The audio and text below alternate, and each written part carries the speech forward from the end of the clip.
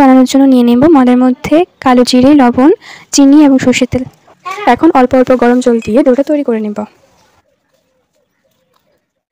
ডোটা তৈরি হয়ে গেলে কিছুক্ষণের জন্য রেস্টে রেখে দিব এবং একটা সিদ্ধ করা আলু গ্রেট করে নিব ও তার মধ্যে দিয়ে দেব জিরে গুঁড়ো, হলুদ গুঁড়ো, কাশ্মীরি লঙ্কার গুঁড়ো এবং স্বাদমতো নুন দিয়ে ভালো করে মেখে নিব।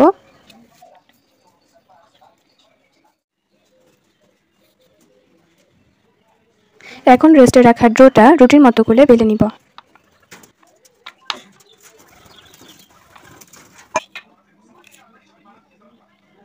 এবং তার উপর ছড়িয়ে দেব আলুর পুরটা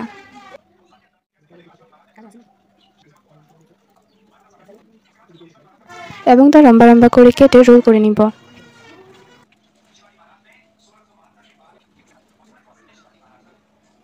আপনারা চাইলে আপনাদের পছন্দ মতো ডিজাইন করতে পারেন।